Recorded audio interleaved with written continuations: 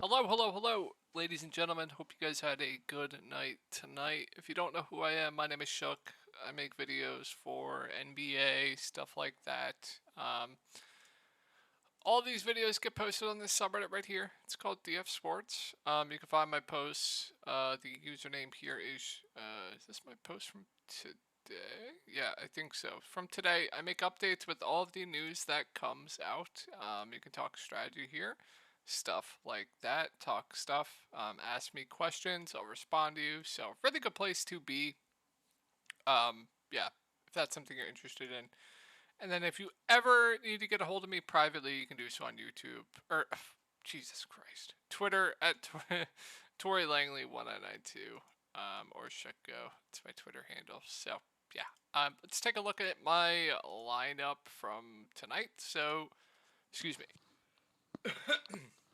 Going to be a good night for me, but could have been a great night. Could have been a great night, but unfortunately, I got trolled. I got trolled.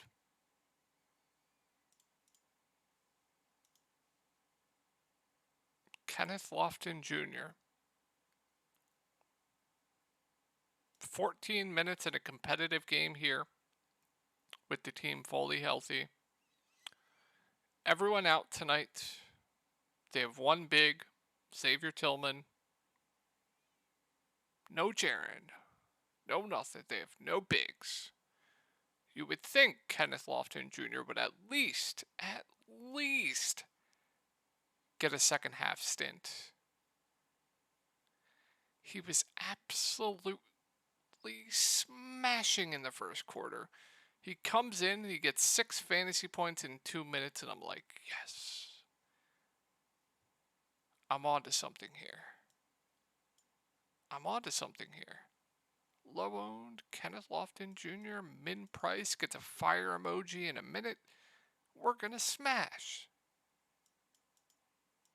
Plays out his rotation, gets subbed, doesn't come back. A phenomenal point per minute guy just doesn't come back with no bigs on this team and an 8-man rotation. Yep. Let's talk about Joshua Giddey. Great first half. Smashing. I swear in that second half he just shot like 0 for 11. It was the Jalen Williams show, which you guys knew I always really liked Jalen Williams with Shy Out. I mean, let's see. I'm 25 back from first. Let's say Kenneth Lofton Jr. gets a rotation and goes for like 9 more fantasy points. He gets 18. So let's add 9 and then like, I know you can't do this hypothetical bullshit, but let's just say Giddey is a normal game and goes for like what 45. So what? Add 20. 43. I mean, cool, fine, but it was a good night overall. The core that I had for today was Russell Westbrook was a core play for me.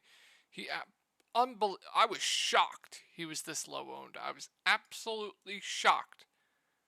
And like, this is a small field GPP, only 100 people in it.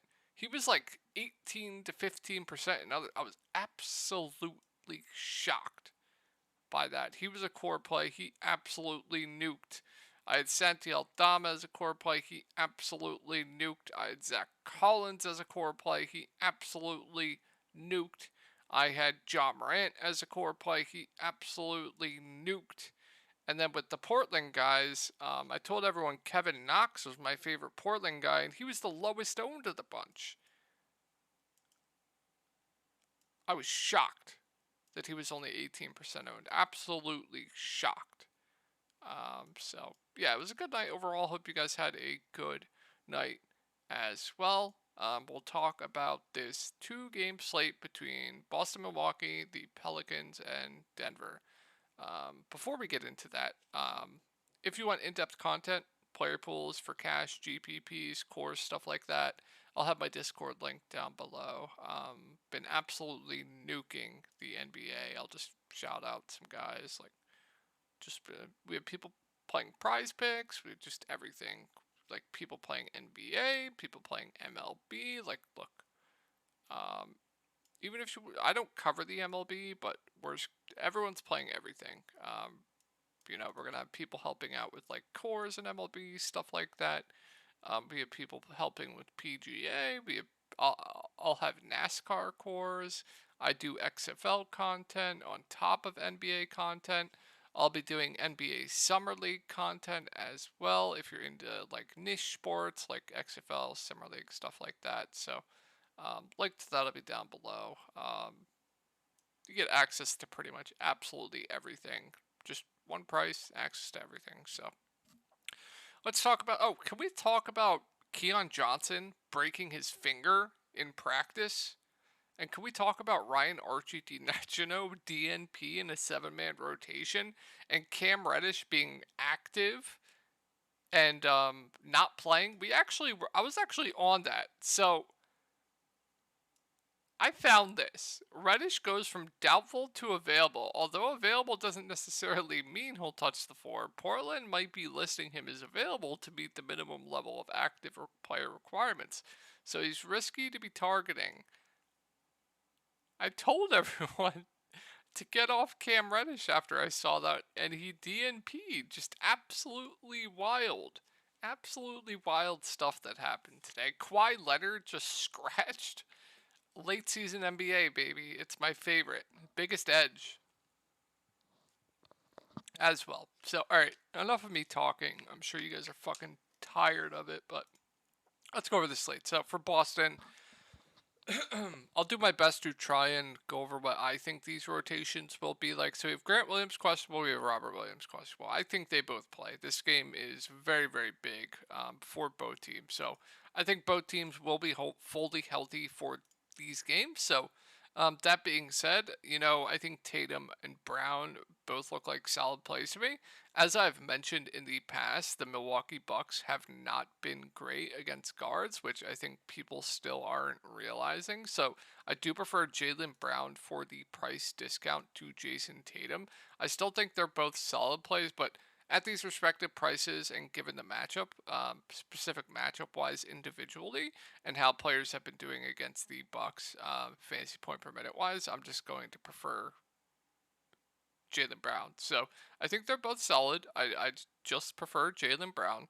Now here with the guards, it does get a little bit tricky. So Derek White is definitely your safest option between the three guards. He probably has the highest floor and probably close to the highest ceiling. I think Marcus Smart is probably the second safest. I don't think he'll play as much as Derek White, but also has like a pretty nice floor. I think Malcolm Brogdon is the riskiest between the bunch, but he's going to be the best point per minute guy between the bunch because he'll be off. He's already a good point per minute guy, but he'll also be playing in that second unit off the bench. That also does help him. So here's what I will say. I think they all look playable at their respective prices now that they came down. I don't have a favor on which one I like the most. I think, like, if everyone's gonna go to Derek White, I think I'd much rather just go to Brogdon or Smart. Or if everyone's gonna go to Brogdon, I'd much rather go to Derek White. Same thing with Marcus Smart, etc. Stuff like that. Now, what I think the field is going to do, I think everyone's probably going to go to Derek White, which makes me like Smart and Brogdon a bit more, but it's going to come down to ownership for me, I think. I think they're all reasonable to solid plays. Like I said, we don't have value on the slate. We're going to have to be going for these mid-range options. All of these guys will be in the rotation. I expect all of them to play over 25 minutes or about 25 minutes. Malcolm Brogdon being the guy that I think could play less than 25 minutes if he struggles, but he could get extended if he's playing very, very well. We have seen that in the past where he is playing extremely well and they'll go to him over like a Derek White. So that is in the range of outcomes. So I think for GPPs, the smart option is to just go which one's lower owned. Now, if you're playing cash games, just play the one who's the most popular, right? But I think they're all solid. I think, like I said, for me, it's going to come down to ownership there. But I think they're all firmly in play and solid. Now that they are priced down to below 6K, White's the safest. I think price adjusted. Let's factor in, if we don't have ownership right now, looking at the prices and not knowing ownership, I think Marcus Smart would be my favorite, just because he's the cheapest. So that's my reasoning there. Rotation wise, it's going to come down on how well Brogdon is playing, which I think will affect the other two. So with Grant Williams and Robert Williams, I fully expect both to play. I think Robert Williams probably right now looks like one of the better value plays on the slate. I think we get, around 20 minutes for him. He's a really good point per minute guy, good defender, can stuff the stat sheet, stuff like that. So yeah, I do like Robert Williams quite a bit for value, assuming he plays. Grant Williams himself, minutes have been all over the place. He's kind of a guy that does need the minutes to get there. So if he's going to be a popular value on this slate, I think that's a very easy fade in GPPs. If he's low owned, you could take a shot on him. He's an okay rebounder, but mainly he's gonna have to like hit threes to reach value, get you a few rebounds, stuff like that. Like I said, minutes have been up and down, but still playable regardless if he plays. And then I probably wouldn't be on any of these secondary guys if they're in. Al Horford at 5K, I think we get around 30 minutes from him. He seems like a pretty safe play to me at this price. 5K does seem reasonable on a slate with not a lot of value, so I think Horford's good. And I wouldn't be getting to anyone else. If they're both out, then I don't like the matchup. Like I said, I think Horford's fine regardless. Like I said, obviously it's a tough spot. But if they're both out, Al Horford is going to get a pretty big boost from that. I would think he'd have to play probably all the minutes he can handle, like 30, 35 minutes, which at 5K he would be too cheap. And then maybe Brogdon would have to play a bit more. I'm not sure there, but I think guys like, Hauser might get dusted off. Um, I don't know what else they would do. I really don't. I was looking at the rotation in the past. Like, they might dust off, like, Blake Griffin, Cornette. But I would feel the most confident with Hauser getting dusted off if they're both out. But I don't know if any of them would be viable for DFS. But I thought I'd do my best at trying to think what I think happens with this rotation. So if Grant and Robert Williams are out, it doesn't change too much for me. I think it just makes Horford look better, and then maybe Brogdon might have to play a little bit more, or his minutes might be a bit safer. So yeah, and then if I were to take a shot on one of these guys, it probably would be Hauser. But like I said, that's just, I'm not confident in that at all, at all. So I think that'll do it for Boston. I think I try. Yeah, I think I did a pretty good job at trying to explain that. So, like I said, it's a really, really big game here. I fully expect Crowder to play. I fully expect Chris Middleton to play. So that being the case, I mean, it's too cheap for Giannis, and like Jokic is 11-6 as well. It's too cheap. So I think Giannis looks great even in this matchup. Always going to be one of the best spend-ups on the slate. He played 32 minutes tonight. I would expect them to ramp up his minutes here in this matchup. It's a pretty big game, so Giannis looks great. If he's in, I think Middleton at 9K is overpriced. I think Drew Holiday would still be playable at 8-3, but that also does seem about right. Brook Lopez has been phenomenal of late. On a 2-game slate, raw points definitely do matter. So if you want to keep riding this hot streak, even at this price tag, I wouldn't hate you for it. Now, he's definitely way overpriced, but like I said, raw points do matter. So if you want to go there, I wouldn't hate you for it. Bobby Portis is way overpriced. Javon Carter's way overpriced. Now, this grouping with Grayson, Pat Connaughton, Joe Ingles, Jay Crowder, I think Jay Crowder probably plays the least of these four. I think we get like 15 to 18 minutes from him. I think Grayson Allen, we get around 25-ish minutes from him. I think Joe Ingles, we get high teens minutes from him. And then Pat Connaughton, I think we get around 20 minutes for him, 22 minutes for him. So if I had to rank these four guys, I think it would be Grayson 1 for me. I think Joe Ingles too, just because he will do a bit more ball handling than the others. Pat Connaughton three, and then Jay Crowder definitely last for me. I think they're all playable. Like I said, we're scrounging for value. I think there are better value plays that I will go over in a second, like Bruce Brown. We already went over potential value plays with Jokic being out. I'd rather play Robert Williams most likely over these guys, but trying to give you guys all the plays that I can because we're practicing for playoff basketball. We're going to have to identify these guys. So, like I said, if I had to rank them, Grayson 1, Ingles 2, Pat 3, J 4. I think, I would personally probably only consider Grayson Allen, maybe Joe Ingles, but they are playable. If Middleton's out, that does change things. Then, I still really like Giannis. I think Drew would be more in play. It doesn't change Brook for me. Javon Carter would still be overpriced. And then same kind of thing with actually, I guess Middleton news doesn't really change much for me outside of I think Drew would be a lot better, but so with these guys it wouldn't really change much for me. So yeah, that'd be Milwaukee. Let's go over the New Orleans Pelicans. So I think personally, Brandon Ingram should be around 10K or so, like 9.5 to 10K with no Zion. So I still think you guys might think he's overpriced at this price, but I still think he should be like 9.5 ish. So I still like Ingram quite a bit. Not a lot of value on the slate, so it's going to be hard to get the main spend ups in. So I like Ingram quite a bit. Jonas Valanciunas didn't play much last game, but that was in a small ball team in the Golden State Warriors. They started Jonathan Kuminga instead of Kevon Looney. So against Jokic, I would think Jonas Valanciunas goes back to his normal, 30, 32 minutes. If that's the case, and he can avoid foul trouble, I do like him. I also think there is a chance that they could troll him again and go to Larry Nance. So only a tournament only play for me. CJ McConnell has shown CJ McCollum. I just said CJ McConnell. Jeez. CJ McCollum. I think I did that in the last video. CJ McCollum.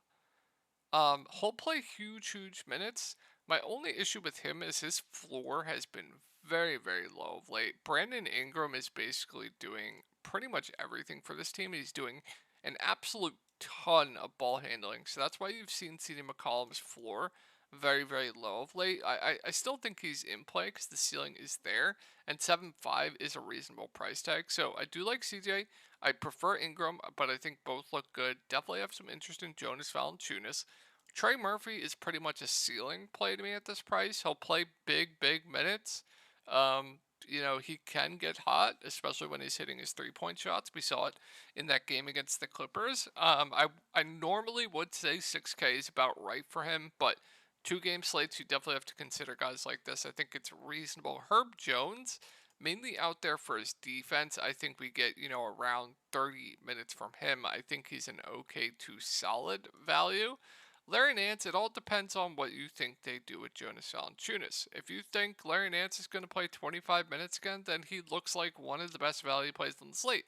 If you think he goes back to playing low teens minutes, then it's hard to get to him. So I really don't know what to do there with Larry Nance. Najee Marshall probably plays low teens to 15-ish minutes. I think he's, okay as a dart. He'll stuff the stat sheet, good point per minute guy.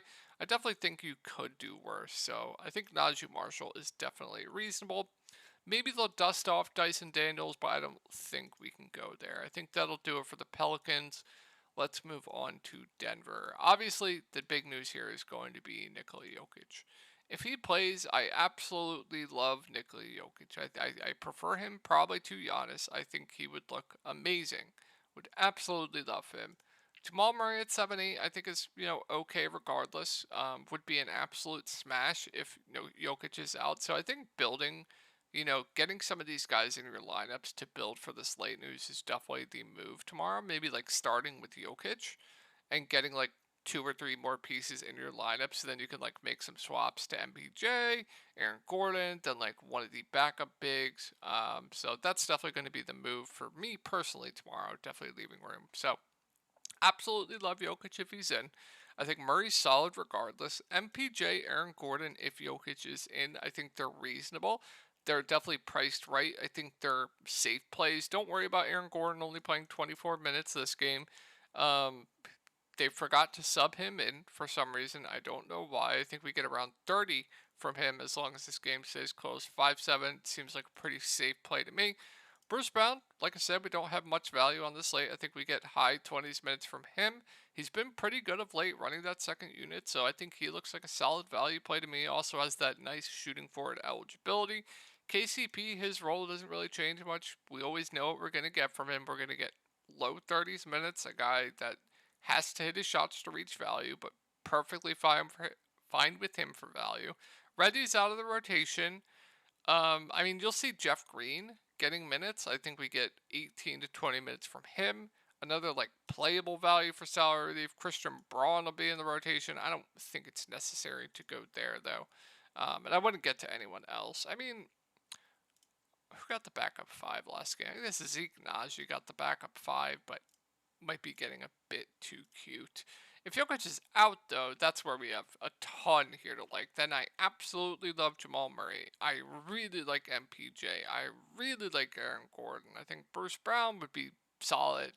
And then I really like Thomas Bryant. I really like Zeke Naji. These two would kind of split the center minutes. Both would be great values on the slate. So a lot to keep an eye on here, but absolutely love Murray. I would love this whole team. KCP doesn't get a boost; he's basically the same. So would love all four of the starters here, and whoever they start, the five: Murray, MPJ, Gordon, and then like I said, whoever starts at the five. So hope this video helped you all out. Tried to do my best to think what happens with the rotations, and I will talk to y'all tomorrow.